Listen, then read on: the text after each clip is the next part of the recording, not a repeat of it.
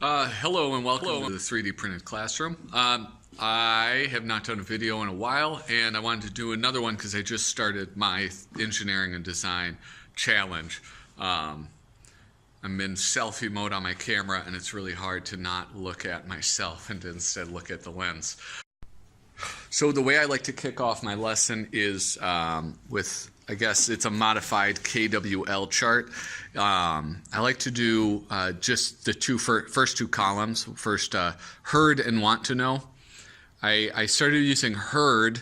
I got the idea from somebody a couple of years ago, but the idea being that if you're asking kids to commit to what they know, there might be some issues with like confidence level, like, well, I'm not certain that this is true. I don't want to say something that isn't true. And so in the interest of kind of like self-preservation, using heard instead of know. And so one of the first things is, this was the one that my class this year did. It can be hard. It takes a lot of time. It can fail. Repeating progress. Don't get too excited. I'm not sure what that one means. This is a couple of weeks ago that we did this lesson, so I forget what the explanation of that is. But anyway, I like to write down everything that they say, and you'll notice there are some plus signs on some of these. And I like students to, when they brainstorm with their group members, which this is done in a brainstorming, I like them to read off their whole list, because what happens sometimes is that last group that shares, they will say, oh, all of my answers have been said already, so I don't have anything to say.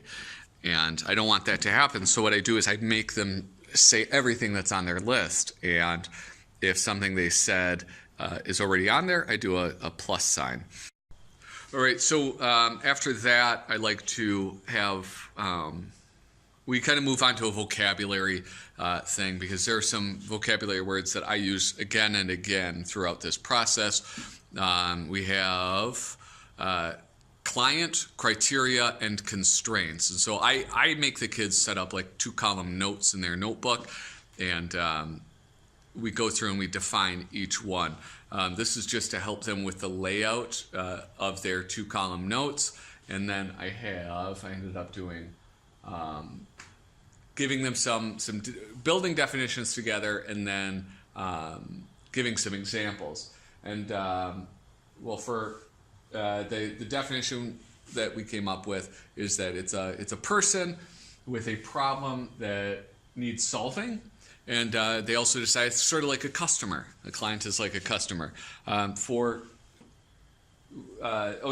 then their example, or for them, their client is going to be a staff member. They're going to have a problem that they're going to use the engineering design challenge to solve. The second one is criteria, and those are the things that you have to do in order to be successful. It's like the standards that you have to meet as you go through the engineering design process, or as you try to solve their problem. It's the wording that we used is it's required for success. That's my wording. That's not a third grader's phrasing. The example that I gave is, I need a car. I need a blue car with 4-wheel drive. That's the bar of success. The next phrase of our definitions is constraints. And then so that's something that you don't want to do. It's a kind of a limitation. And so the example I gave, that it can't be a truck. I view constraints, rightly or wrongly, the way that we look at them in this classroom is the constraint is it's a sort of a negative. It's a limitation or something that you should not do. We work with those definitions. We just practice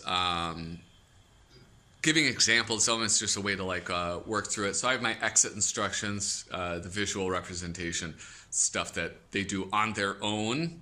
And in your science notebook, What are criterion constraints? They can use the definitions right from their notebook. I don't care. They can use their own words. But the most important would be like just coming up with examples of each. Now, we do practice this again later when it comes to getting accustomed to the actual CAD software that we're going to be using.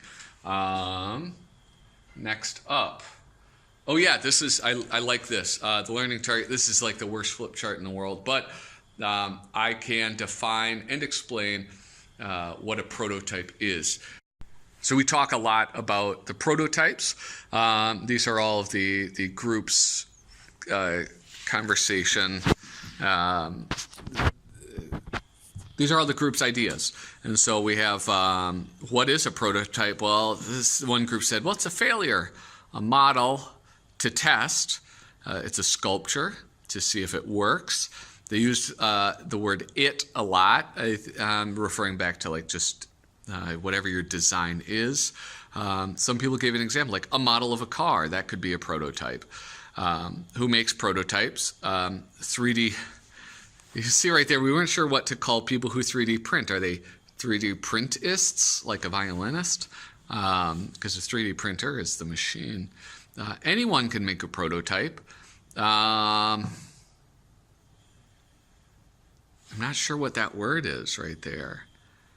I don't know what I spelled. Car designers, dressmakers, people in the medical field, machinists and engineers. Why are prototypes important? They let you fail. I like to go back to that a lot, that idea of failure, and just reassuring students, letting them know that failure is a pretty necessary part of the engineering design process, the learning process, life. Life is full of little failures, big failures. They're important. And it lets you know the details. I liked that one as well. It's fun. Prototypes are fun. So from there, I like to kind of show them a few prototypes. So there's like this likely was not the very first prototype of a Super Soaker, but it was probably the first like complete prototype. There's probably elements of it that were prototyped before this. But I like to use that because it's pretty recognizable as like a squirt gun. And also what I like is that so many of these things are off the shelf that you can buy at like Home Depot.